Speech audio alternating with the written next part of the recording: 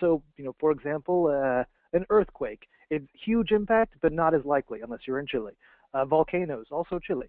But other things, you have to look at how big the risk is going to impact your investment and what's the likelihood of it happening.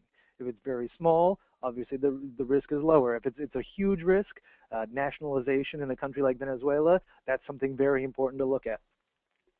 And then, what are they, and then when you're looking and you've analyzed what the risks are, you want to look at what the possibilities for mitigation are. How can you deal with that? And then kind of the last thing to look at it is, are the methods in which you'd mitigate that risk, are they feasible? Are they possible? Are they affordable? I mean, you can't, displace a government. You can't do certain things, like I guess the CIA could, but in most cases, there's some risk that you just can't get around. So you have to do kind of analysis of who you are as an investor, what your goals are as an investor, what risks apply to those goals, what the risks are, and then is it feasible in the end to move forward with this? Can you mitigate the risk? Is it a risk worth taking for the potential return? But that's kind of like the way you begin looking at risk in the area. Thanks, Nate. Let's move on to the perceptions of investment risk. What information are you currently using to assess risk? Well, it's really interesting when you look at risk because there's a lot of information out there, and much of the information comes from obviously from news media, and this information isn't targeted at investors, or it's general information for the people interested in news. So if you look at on the slide, this is the Fund for Peace's Failed States Index, and this shows government corruption, lack of infrastructure, so on and so forth, and most of it is kind of orange. Which is on the bad side of risk. However, if you look at the numbers, in 2012, 70% in 2012 of GDP growth came from emerging markets, which means 70% of all GDP growth last year came from most of these orange states. So that, despite the fact that they look risky, it looks dangerous, that's where the growth is coming from. So it's kind of a case of causation without correlation. I know in statistics they give you the example, if there's bad traffic and because it's raining, umbrella sales will go up because it's also raining. So you can make the correlation that umbrella sales cause bad traffic. So that's just kind of those causation without correlation things that can happen in investment. You see something that looks risky, you see a nationalization, you see a leftist president get elected, and you automatically assume the worst. However, that's not always the case. If you look at, like the Pinochet dictatorship in Chile, revolutionized the country. If you look at, the Lula party in Brazil, it was somewhat leftist, but in Brazil is doing fantastic, so on and so forth. So it's really, you have to decide what information is relevant to what you're actually doing. There's also a situation with perceived risk. For example, the Peruvian election in which President Humala was elected, investors were very, very excited about Peru before he was elected. People were piling money into it. It's a huge mining country. There's huge expansion. They're building a new central business district in Lima. There's a couple of hedge funds popping up, private equity funds. Very, very exciting place to be. As soon as Humala got elected, who had a leftist attitude, investors pulled back. And there was an opportunity created, kind of a vacuum from them, because they ran away so fast. But in actuality, nothing really bad happened. He wanted to give a little more share to the miners. There was still a great opportunity. He didn't go as far as Chavez or as far as Castro or some of the other countries. So the perceived risk can actually create opportunities because there was a huge vacuum within Peru, within 6 months after the election to a year after the election, and that could have been filled by some savvy investors. So risk can work both ways. It can work in your favor, and it can also work against you, depending on which side of the fence you like. And then also, if we look at other kind of statistics in terms of information, you want to look at it kind of a bottom-up approach when looking at emerging markets as opposed to a top-down approach. A top-down approach, for people new to the concept, is when you look at macroeconomic factors and then dial down to a company. When you're looking at a bottom-up approach, you're looking at the company factors and you're kind of going up. In emerging markets, it's many companies, firms can operate just perfectly fine, despite the bottom-down risk. For example, a colleague of mine was working in Egypt during the Arab Spring, and things were fine in terms of business, a political disaster. So these perceived risks can actually scare away many investors when things are actually fairly stable. Um, Also, if you look at Argentina, Venezuela as investable countries in Latin America, they get a lot of press for being super risky. Cristina Kirchner nationalized YPF Repsol. She's got found with suitcases of money in Miami. Chavez nationalized everything, so on and so forth. But if you look at the actual numbers, of all corporate debt in Latin America, Venezuela and Argentina account for less than 5%. It's not even really a blip on the radar. While it gets a lot of press and it makes the entire region seem risky, it really has very little relevance to anything. So that was that. So then, what factors are considered risky if so much of what you just mentioned is kind of just a perceived risk? So basically, the perceived risk is, basically what most people get in terms of news. They get, a headline from New York Times, from Financial Times, so on and so forth. But the real risks are kind of the more direct risks, like currency risk, and then political risk. It can be risky depending on where you're going. And then, currency risk, economic risk, market risk. Those are the top ones that you have to look out for. And also, there's just operational risk. I find is a huge one that most people overlook. It's not really talked about much. But when you're going into these countries, the actual operation and running of an investment is quite risky. You have to see, the two most important questions are, do you trust the people looking at taking care of your money? And can you get your money out? So, that's why we'll talk about this a bit later, but we stress, local partners and due diligence in knowing what the operational risk of your investment will be. Obviously, if you just give, if you give BlackRock, LatAm Fund some money, you're fine.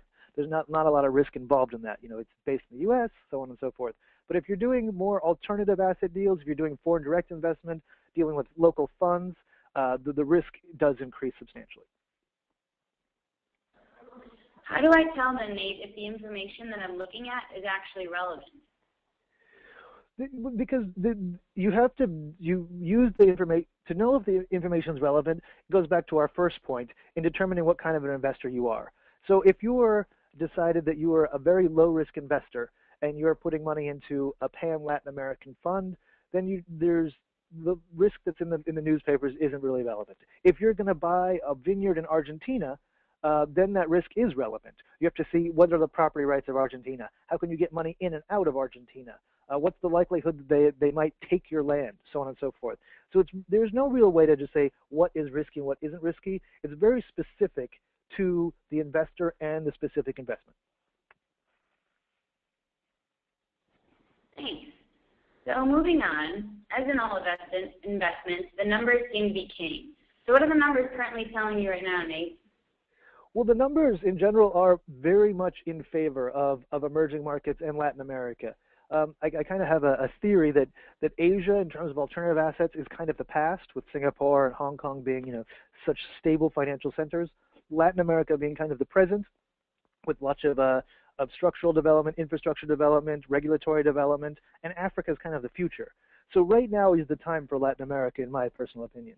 Like as I mentioned earlier, last year 70% of GDP came from emerging markets.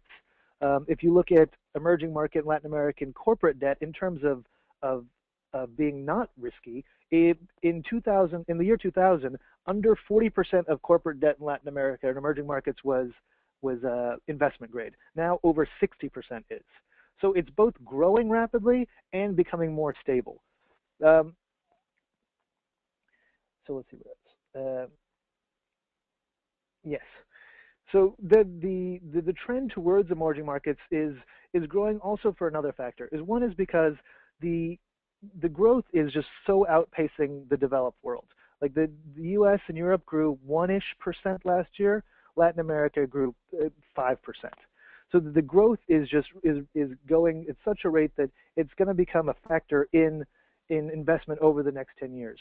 Also, we see that lots of previously debtor countries are becoming creditor countries. So they're overtaking the developed world in terms of their fiscal positions. There's also a lot of movements towards what they're calling South-to-South investment.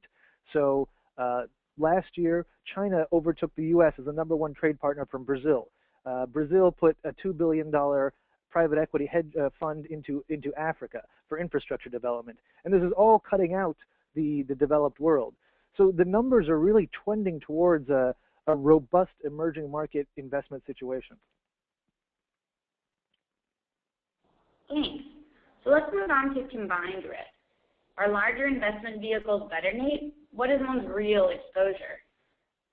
So it really depends on again, like to the core question of what is your goal out of this investment. So if you look at a pan-Latin American fund, there's lots of funds that are called Latin American this and that, and really the composition of those funds isn't pan-Latin American, is not pan-regional. It's mostly Brazil and Mexico. So those are the two exposures you're getting, despite buying into a Latin American fund. I would suggest to go to a Brazilian fund, a Mexican fund, or an Andean fund to really diversify outside of Brazil, which is becoming difficult, or which is becoming easier actually. Pardon me. Also, if you look at ETFs, there's kind of secondary exposure. So say you buy a Brazilian ETF. There's a huge commodity bias in these ETFs, and so if you're looking at commodities in Brazil, who buys those commodities? The people who buy commodities from Brazil is China. So if their number one trade partner is China, and they're buying all the commodities, and the commodities are what are on the ETF, then you're really getting Chinese exposure. So that's kind of diluting your Latin exposure, and you're getting exposed to Asia. So when these kind of one-stop-fits-all solutions are presented, it's kind of like one-size-fits-all. They never really fit us that well. They kind of fit everyone poorly.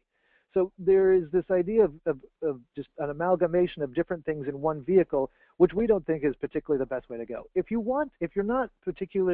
very risk averse and you just want some diversification, they are great vehicles. If you just want to have that allocation to Latin America, you put money into a pan-LatAm fund, but your exposure is perhaps not what you're thinking you're getting. There's not going to be a pan-Latin American fund that's doing very many interesting things in other places outside the big places where they have their analysts, where they have office, so on and so forth. One of the nice things about the growth of Latin America is that every day, every week, every month, every year, we're seeing more and more products emerge in the Latin American market. We're seeing more and more different structures, vehicles, IPOs, so on and so forth. So say 5 years ago, there was not that many and perhaps zero kind of Andean funds, which Colombia, Peru. But now there's several. Now it's become easier to get outside of Brazil. Before there was no reason. When they had a 6%, 7% risk-free interest rate, they were just doing great. There was no reason to be anywhere but Brazil. Now with the Brazilian slowdown, Chinese slowdown, so on and so forth, getting outside the traditional regions is going to become important if you want to capitalize on Latin America and you want to maximize the efficiency of your portfolio. Great. So how exactly does diversification help? Well, I mean, as diversification both in sectors and regions is always useful. I think when you look at, I think statistically, if you have 39 equities in a portfolio, you have the lowest possible risk possible, just through math. So when you're looking at regionally, you want to diversify because of the main core of this presentation, which is risk. So if you have various risky propositions regionally, by entering other markets, you are diversifying that risk. So Chile, for example, is very stable. The returns are lower, but very stable. If you have a part in Chile, that's an excellent part to kind of meter out and to smooth out your portfolio. Colombia, Peru, huge growth. They're growing at ridiculous numbers. Great to have part of the portfolio. There's some small things happening in Central America. Nicaragua has Intel factories. Panama has Trump Towers, so on and so forth. So they're growing at a ridiculous rate as well. Mexico is kind of almost is very undervalued in my opinion. Again, when we come back to the risk, in the papers and the news, people are saying all about cartel violence, murders, drugs, this and that, but they really aren't affecting investment as much as people think they would. Also, there was a kind of a perceived risk after the October 2008 crisis, where because of the coupling with the U.S., people thought that Mexico was severely depressed. The economy was in the same state that ours was. However, that was not the case, and there's a lot of opportunities in Mexico. One, because of the perceived risk between cartel violence or coupling with the U.S., another just because of Latin American growth. There's amazing things happening in Mexico as well. So really, the story for the past year or two has been looking to not, delete, but to expand outside of Brazil. And also Brazil could have kind of work as a as an investment overflow kind of situation where so much money came into Brazil, that was their introduction to the region. So now that they're in the region, it's easier to get outside of it. It's easier to look outside of it. But the problem is there's a lot of work involved in that because from my experience, Brazilian investors and Brazilian investment professionals are very country oriented because Brazil is just so large, has so much growth, has so much capital, so many people. People who work in Brazil are very, very Brazil centric. So it's hard to get advice how to get out of Brazil once you're in Brazil because they want to stay there. So once you're there or once you're looking outside, you really need to kind of talk to the people on the ground in these other regions as opposed to kind of using Brazil as a home base like you might Hong Kong or London or New York as a home base for investment because it is so Brazil centric. So moving outside is one of the things we're very excited about that's possible now because of these new vehicles and because of these new products. Thanks. So taking into consideration everything that we've said thus far, what would you say, Nate, are the main risks of investments in Latin America? So the main risk in Latin America really, I think, is depending on where you're going, is looking at logistical operational risk and then some political risk. But the political risk is minimal. I look at the operational risk as the biggest problem for investors going into the region. Because, and I don't put this really on the country, I put this more on the investor. People need to know what they're getting into. It's not easy if you're doing something larger than just putting money in a LATAM fund to get into Latin America or emerging markets. The reason they're emerging markets and they have such good returns is because they're difficult, is because there is corruption, is because there's not as much legislation around. So people need to understand that it's not just as easy as buying Apple on Scottrade. Entering the emerging markets is in itself a risk. It's going somewhere where they're getting better. I mean, they're getting much, much more secure. There's obviously lots of growth, but they still are emerging. They still don't have the regulation that Europe and the U.S. has. I mean, some countries are getting there, and they have very good regulation, Chile, Brazil, but getting in, knowing local partners, getting into the country and understanding what you're getting yourself into is a key to being successful in emerging markets. I mean, that's why there's been so much money made and lost in emerging markets over time, and why crises in emerging markets hit quite rapidly because so much money floods in and floods out. The 2001 stock crisis in Argentina, Morgan Stanley, Goldman Sachs was pouring money into it, flying investors down all the time to put investment in Argentina. They pulled out, and then things collapsed. So it is a risky proposition just entering emerging markets, but if you know what you're getting into, you can mitigate the risk by a huge amount. I think one of the largest problems is people assume that investing in an emerging market or investing in Latin America will be the same as investing that they've done in their local country or their home or in developed markets, and it's not. I mean, there's a lot of differences. There's cultural factors, there's operational factors, there's currency factors, and these all must be taken into account and not just saying, I want to be in Brazil, how do I do that? There needs to be a lot more work done either by the investor themselves or the investment advisor on how to put someone in Latin America, why they want to be in Latin America, and what their goal is. Is it asset protection? Do they just want to not lose money in inflation? In that case, Latin America might not be the best place. Is it asset growth? Then it definitely is. What do they want to do? Do they want to grow their portfolio, grow their assets? Do they just want to diversify out of the dollar or the euro? What do they want to do with that? And once they understand what they want and they understand what they're getting into, I think the risk of investing in Latin America can be cut down by a substantial amount. Great. And now the question we've been waiting for is, what are some key steps for mitigating these various risks? So the key steps in mitigating risk are as you see in the slides, are first of all, as what we're discussing for the majority of this, is assessment. You need a plan of what you're going to do before you know what the risks are going to be. So once you have that risk profile, there are certain things you can do. So if you say, for example, you're looking at a private equity deal in Colombia. So first of all, you need to do your due diligence on the main factors. Political factors, currency factors, market factors, and security factors. So let's just take our fake private equity deal in Colombia. So politically, who's the current administration? Are they business friendly? Are they more than business friendly? Are they foreign investment friendly? Is the banking friendly? Can you transfer money in without a 10% chunk being taken out of it? Can you, more importantly, can you transfer money out? What is the possibility of them blocking your transfer out? I was in Cuba a few years ago, and there was a trade finance company who was doing trade finance in Havana, and Cuba, the Castro administration just put the kibosh on any external transfers of money. So they were making money, their investment was still there, they just couldn't get to it. That's kind of useless. So, seeing what the current administration is going to do, is the election coming up? Is there going to be a future administration? What is their take on foreign investment in that country? Then look at the sector. Where's the sector going? Is the sector going in a good direction? Lots of, like, say, consumer sector and education are huge in Latin America now because of the growth of the middle class. So in Brazil, for example, there's 25 million people a year jumping tax brackets. So what's happening almost kind of socially as well to affect your investment. So we've got the political situation, the social situation, currency risk. What is the exchange rate? What is the rate of that going to be changed? How are bond prices affecting currency? Is it going to appreciate, depreciate? Do you want your investment denominated in U.S. dollars, in local currency? Also very important to look at. Then look at the market. How is the market doing? How is previous year's GDP growth? How stable is it? How's the infrastructure? I mean, if you have this investment, if you're a private equity investment, can it be sustained by the skeleton of the country?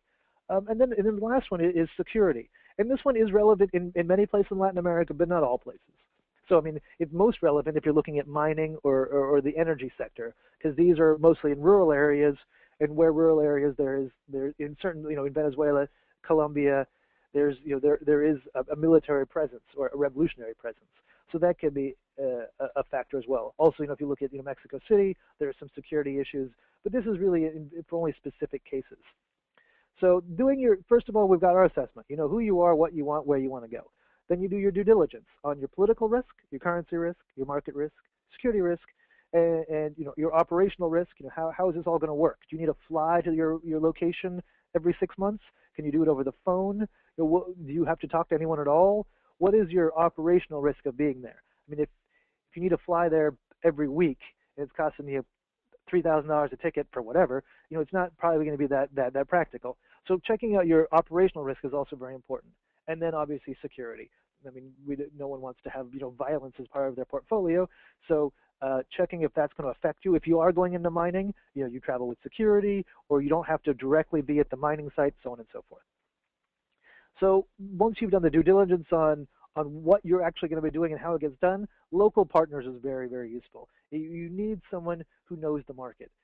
You can understand the market through information, through media, through Alternative Latin Investor. However, there's people on the ground who really have their finger on the pulse, and that's not something you can get virtually. You can't get that online. You can't get that any other way than being on the ground in these places, especially in emerging markets where things change so quickly.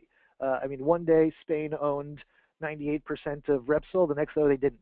So, things can change very quickly, and if you don't have that finger on the pulse, or you're not connected somehow directly to what's going on in the country, you're already at a disadvantage, and your risk goes up dramatically. However, on the flip side, you have to do your due diligence on these local partners. I mean, lots of the bad press about emerging markets is because unsavory characters they prey on investors coming to emerging markets, Latin America, for the quick money, who don't do the due diligence, who don't know really what they're doing. They just want to be in this market because they've read the growth. So having a local partner is important, but you also have to do your due diligence on them. Who's worked with them in the past? What is their education record?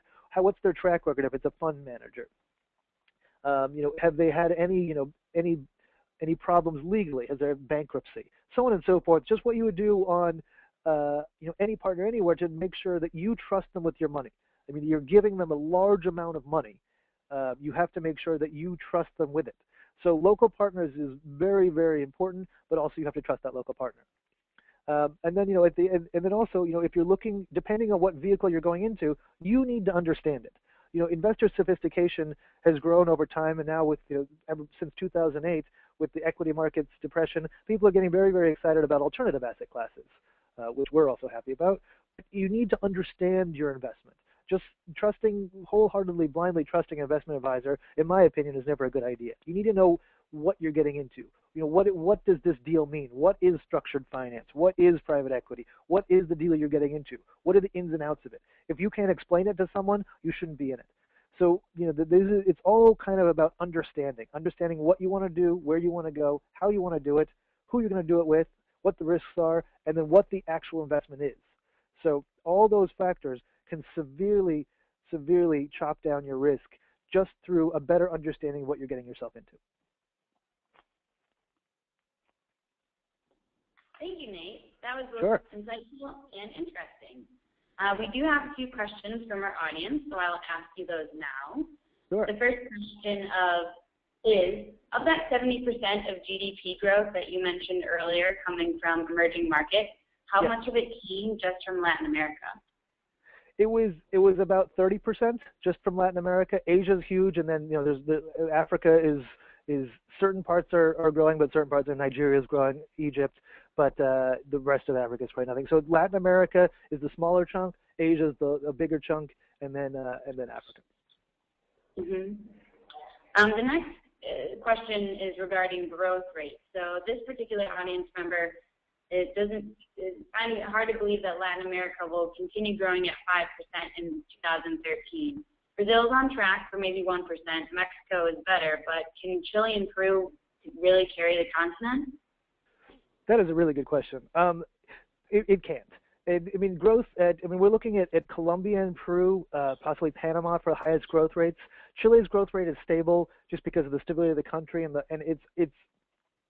it's already kind of where it needs to be. Brazil has slowed down, and it depends on the Chinese market a bit. But right now, for huge growth, we're looking at Colombia and Peru as our two favorite regions, with a significant amount of money coming in. I know the ex-presidente of Colombia, Uribe, he's been on the kind of warpath for the past couple of years, really promoting the feasibility of investing and doing business in Colombia. The one thing I love about Colombia is it has incredible fundamentals, but it suffers from a PR problem. So if you look at Argentina or other countries, they have horrible fundamentals but no PR problem. My point being that lots of people still, they default to Escobar, cocaine, and violence when they think about Colombia, whereas the crime rate in Bogota is lower than the crime rate in Philadelphia.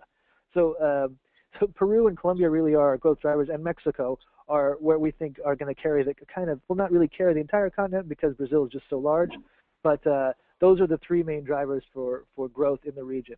Also, an establishment called the MILA, the Mercado Integrado Latinoamericano, the Integrated Market of Latin America, has been slated for design for the past couple of years and is coming together. And basically, it's going to be a combined stock market of Brazil, Peru, Colombia, and Chile. And so that's going to be huge for the region in terms of increasing liquidity, getting more investment in, getting more products out. So our next question is about a particular type of investment. What are the considerations if you're going to invest in telecommunications infrastructure? Ooh, well, telecommunications is a big one. And also it kind of gets broken down into telecommunications / kind of tech almost. One of the things we've covered and we think is very interesting is mobile payments, which is a huge thing in Latin America, just because you can use mobile payments similar to credit cards in a country that doesn't, or in a region that doesn't have many credit cards. So you can put credits on your phone and use that to buy whatever you want. You can charge it up. So mobile payments is a huge facility. And also there's kind of a jump actually happening in Latin America where, for example, I was in an island off the coast of Panama, and I could pay for my hotel with PayPal, but not a credit card, because they didn't have a hard phone line, but they had internet. So when you're looking at telecommunications, you kind of have to do a little more projections on what is going to be needed in the region. Where is going to be, where not what's happening really now, where do you need where's going to have higher BlackBerry penetration, iPhone penetration, 4G, 3G, so on and so forth.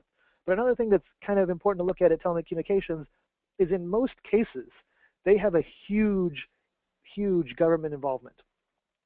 So there's a lot of government which is difficult to work with in terms of working directly with telecommunications. However, they are listed stocks, so you can get exposure that way. So telecommunications is one thing, mitigating the risk of dealing with the government, to looking at where things are going to go. Who's going to, what's the next mobile thing that is going to be out there and people are going to need? Is it going to be, what's the next cell phone? What's the next kind of cell phone? What's the next kind of internet wireless coverage? So on and so forth. So as Latin America, like I said, this also has a huge correlation with what we discussed earlier in terms of the growth of middle class. People have more disposable income these days, and they want more stuff. I mean, humans are consumers. And so what are they going to want to have when they have this more money? Are they going to want, better cell phone service, fancier cell phones, so on and so forth? So that's really going to be a driver for telecommunications. But as the country grows, or as the region grows, and as this wealth, the disposable income goes up, there's going to need to be more telecommunication infrastructure as the populations are going farther, moving farther. Think about kind of Los Angeles 100 years ago than Los Angeles today. It's just spread ridiculous. I mean, it's urban sprawl. So things are going to sprawl across Latin America and giving rise to the need for greater telecommunication services. You're going to have cell towers in more places. You're going to have broadband in more places, fiber optics, so on and so forth. Another thing that's interesting to look at with telecommunications is the fact that since Latin America is a little behind the developed world, or is in terms of technology, it benefits from not having to develop in this technology. So Latin America doesn't have to create or invent or spend research and development money on anything. It just needs to implement technology used in the developed world. So fiber optic cables, better cell service, so on and so forth. There's 4G services has all been developed in other regions. Latin America is just waiting for the need before they can create the supply. So that's going to really benefit Latin America in terms of their kind of earnings per share, because they need to spend less than, say, AT&T, but they will make the same amount because they will be providing the same services. So that's also another thing that's interesting to look at when looking at technology or telecommunications. What about opportunities for direct investment? Direct investment, in my opinion, is the most interesting way. And it's definitely the most risky, but I think it has the highest reward, and it's the one that requires you have to be most hands-on. So again, I mean, there's many opportunities for direct investment across Latin America, whether it be private equity, in land ownership, commodities. In private, we're excited about this development of alternative asset classes. If you look at private equity, because private equity is starting to grow in Latin America. So Advent, Carlyle, so on and forth. Some of the big guys are putting money in, but even smaller players are putting money in. But what happens is when you take this company, XYZ company, you give it some structured management, you infuse it with some cash, you run it for a couple of years, your exit is an IPO. That IPO is going to create a more robust stock market in that region. It's going to create more liquidity, more cash. So direct investment is fantastic. Also, in my opinion, real estate is always a good idea. I mean, obviously, sometimes it's not, depending on the country, but real estate is solid, is tangible. People like real estate. And in Latin America, there's very little lending. There's no mortgage market. When I was in Argentina in 2008, they said, "¿Qué crisis?" Like, what crisis? Because they had already lost everything in 2001. Now there's no mortgages. That nothing really happened to them. So, and also if you look at the build quality in Latin America, most houses in Buenos Aires you could hit with a tank and the tank would break. So, I mean, real estate is a solid investment, and as things begin to grow, there's opportunities now for getting in before people have all gotten there. I mean, Brazil has priced itself out of the market in the past 5 years. Before that, you could kind of get things. In 2000, this also looks at crisis investing. In 2001, in Argentina, you could buy amazing palatial apartments for very little money, for under 100 grand. You could buy large buildings, lots, so on and so forth. So looking at downturn economies is something to consider when looking for direct investment. Venezuela is super risky right now, but if you look at the spread, the official exchange rate is 4 to 1. The unofficial is 13 to 1. That creates opportunities. But you have to see, is that opportunity worth the risk? Is Chavez going to kick the bucket? Who's going to come in next? Is it going to be another leftist? Could be right. Where are you going to put money? Also, if you can look at, let's take Venezuela for example. If you were going to buy, if you looked at like the state of Mérida in the west of Venezuela, that's a very anti-Chavez region. That kind of provides a little more security, in my opinion. But it really depends on what's going to happen politically. Other direct investments, land, obviously, private equity, renewable energy is huge in Latin America. Brazil has 96% of their electricity grid coming from renewable energy sources. They have wind power, solar power. They've developed jatropha, which is a non-feedstock. You can't eat it, but you can use it to make ethanol.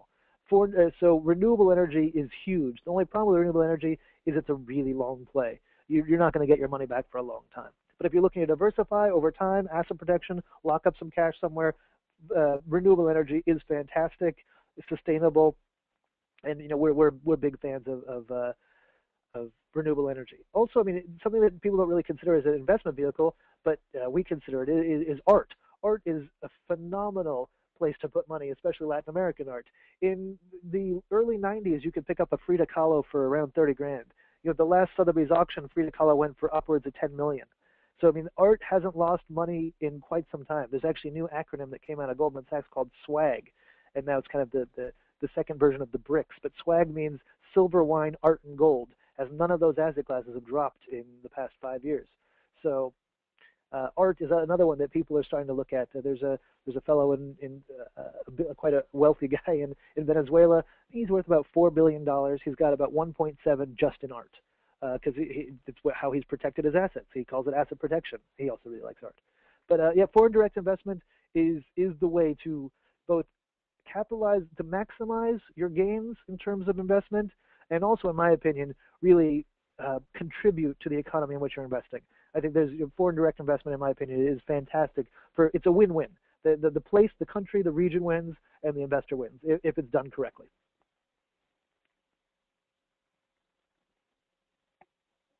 Our next question is about the legal systems in Latin America. How do you assess your confidence in a country's legal system when making investments in Latin America, especially in the enforceability of contracts? True. Okay, excellent question. I mentioned something earlier called the Heritage Index of Economic Freedom. This is a fantastic resource for people looking at investing basically anywhere. And what this index does is it takes into consideration a lot of factors.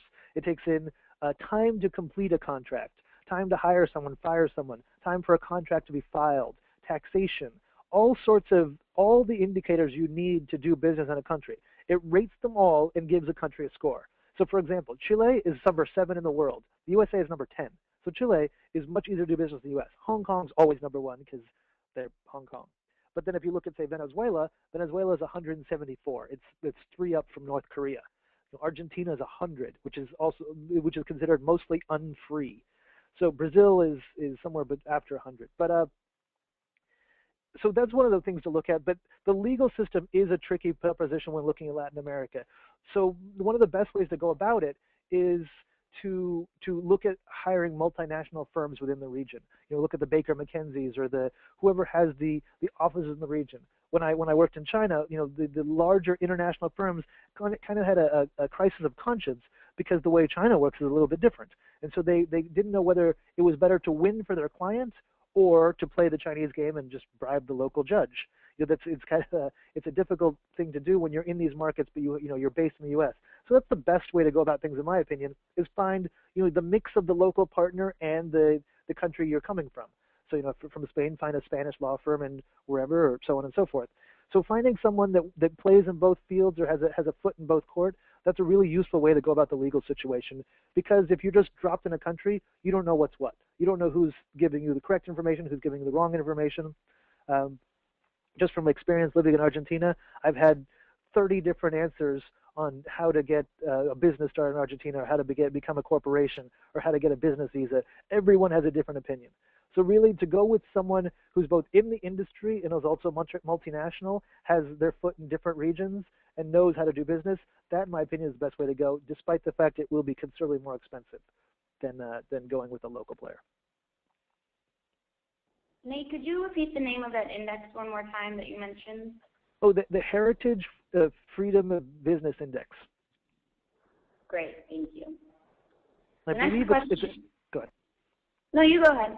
But no, I just believe it's a Wall Street Journal funds it, I believe, but it's an NGO that just is pure information. They're based out of D.C. Mm-hmm. So, Nate, you've mentioned that you like Peru and Colombia in the Andean region. But what are your thoughts on Ecuador for potential investment? Ecuador is the strange place. It's been traditionally considered fairly left, and one of the main drivers for in Ecuador is or the main growth regions or regions, the only real reason place I see for investment is in tourism and in hospitality, because it's a beautiful place to visit. Plus, put into consideration the Galapagos, and that's a huge, I mean, a main moneymaker for Ecuador. Outside hospitality, tourism, ecotourism, we're not super bullish on Ecuador. It's a very interesting place, nice place to visit. But again, for us, the hospitality angle is really the only way to go. So if you're looking at, if you can bring something new to the table, what does Ecuador not have that you think it needs? Is it, like eco-friendly hotels with solar panels or whatnot? Is it boutique hotels? Is it more specialized package tours? One thing that we found very interesting in Argentina, which could be applicable to the hospitality or tourism model in anywhere really, but specifically to the question of Ecuador, is again going back to this growth of middle class and people having more disposable income. What they saw in Argentina was non-traditional tourism. So there was more tours coming from China, from the Middle East, from India. However, what wasn't done was a way to cater to these people. So what one of my associates were looking at was doing tours catering to non-traditional tourists. So say, for example, an Indian group, they're not going to eat beef in Argentina. They want a certain kind of food. They want a person who speaks Hindi or whatever. So you can do these tours, which is a new growth industry which didn't exist before. I mean, think about having a tour to the Galapagos where all the tour guides speak Chinese. You have Chinese food. You have Chinese booze, so on and so forth. That's a new industry that didn't exist 10 years ago, which is something people can capitalize on.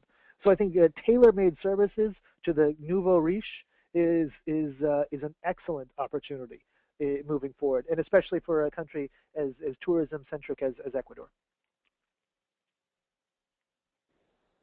Our next question is regarding real estate in Brazil. You mentioned that it is kind of being priced out of the market. And this audience member believes that may be true in Sao Paulo and Rio. But what about opportunities in the secondary regions and cities of Brazil? That's an excellent point. I mean, in Sao Paulo, Rio, and in the surrounding areas, the prices are ridiculous. However, if you're looking at Noroeste, up north, there is a lot of development, good deals availability. And obviously, I mean, Brazil is a gigantic country. So there is significant development on the interior, in the Amazonas, in Manaus. There's a lot of things happening. So there is potential. It's just the problem is coming into seeing where the need will be. Where are people going to want to live in next year, 2 years, 5 years? So that prediction is very difficult to make. But I mean, there are excellent opportunities for real estate development in the northern region of Brazil, both for tourism, residential, and business. We just see that development in other places are getting better just because of the proximity of the U.S. and cheaper prices. Also, like I said about that we discussed earlier, perceived risk. Like as I said, that things are getting priced out of the market, but people are perceiving that the prices are very high and not going there, which is keeping the market stagnant. So in the Noroeste region, there's definitely room for development, but again, it has to be based on accurate projections of what people are going to want. Are people Paulistas, are they going to be moving up, getting second homes up north on the beach, or are they going to be second homes for tourist vacation? Are there going to be new central business districts developed? Is there, say if Apple puts a factory out there somewhere, is there going to be a diaspora of people, coming into the region or leaving the region? What's going to happen that's going to make that a hotspot? Obviously the main goal of any investor is to get in before the getting's good, just before that. So that's the hard thing about Brazil, is to see where it's going to be, because it is so centered around Sao Paulo and Rio. Great, thanks. Our next question is, how can an individual investor go about investing in the Colombian market? Depending on the size of that individual investor, absolutely like a private investor, it depends on how much exposure you want. There's a lot of private equity funds, Andean funds. Those are the best way to get exposure with the top talent. There's several private equity funds which have excellent managers, excellent track records. They've been growing rapidly. They do quite well in terms of giving exposure directly to Colombian assets and having an excellent track record. They kind of have everything you want. A manager you trust in a region you want to be in, and the due diligence you can do is minimal. Other than that, going into Colombian equities, Colombian property. I mean, property. There's a town called Santa Marta, which is just south of Cartagena. It's a beautiful place on the beach, amazing little town, and property prices are minimal there. I mean, compared to where else you can get a beautiful house on the beach or a condo on the beach. So looking at property is an excellent way to get exposure to these markets, and especially in an industry that most 99% of people understand is in real estate. Also in the fact that like most bank accounts or CDs in the U.S. or Europe are just losing money. I mean, just we're being beaten by inflation. So real estate is an excellent way to get money in, either for a second home, for rental property, buying condos that aren't built yet, buying land. I mean, but obviously in real estate, you're going to need a lot more due diligence than you are with a fund.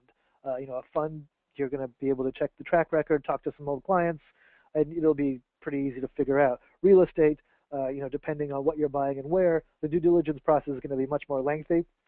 It's going to be much more hands-on, but in my opinion, much more rewarding.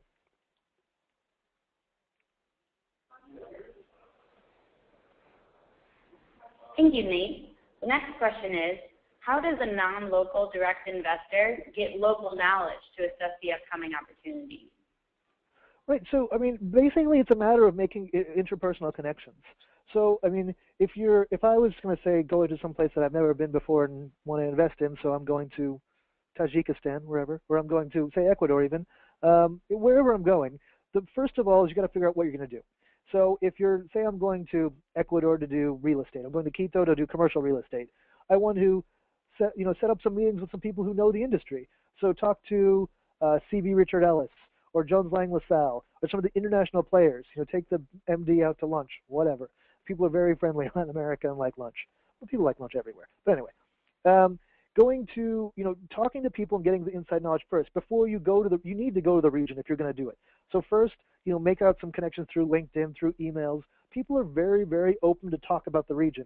If you go to invest in the country they're working, that's good for them. They want investment to come to their country. So reaching out to a person who's an expert in the sector, reaching out to local media, setting up meetings when you're actually there, finding people who are actually doing it. If you're going to do real estate, if you're going to do buy a second home that you're going to rent out, go to Remax, go to Century 21, go to the rental agencies, ask them, what is your occupancy rates? What are has the rental rates declined, increased? How much money are you making? How long has it been vacant?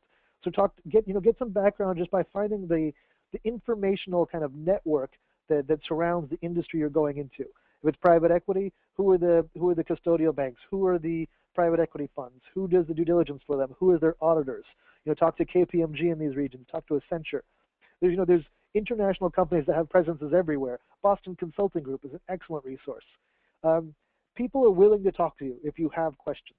So if you get enough information, and you start seeing replication of that information. If the contact 1 said the same thing as contact 3 and contact 7, that's probably correct information.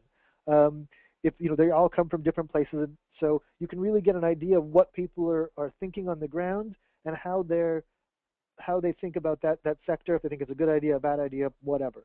But just really, it's kind of the shotgun approach. Just kind of put your question out there to whoever is relevant, and especially this has gotten much easier, in the past decade with obviously internet technology. I mean, with LinkedIn, with Facebook, with Twitter, with whichever, you can really quickly connect with people and set up interpersonal relationships, meet them, and get a good idea of what's going on. Whereas 20 years ago, it would have been a lot more difficult. Thanks, Nate. Those are all the questions we have from our audience. So as we draw to the close of our presentation, I would like to say thank you for everyone who has joined us today. I hope that this webinar has been an informative look into the world of investing in Latin America. And a very big thank you to you, Nate, for being a panelist today. It was my pleasure. Thank you so much, Christian, for having me. Thanks. Additionally, if you're interested in staying up to date on similar written content and events from Axial Market, including our upcoming webinar on best practices for M&A deal integration, please sign up for alerts on our events page found at the URL shown on your screen. Have a great day, everyone. Thanks. Thank you.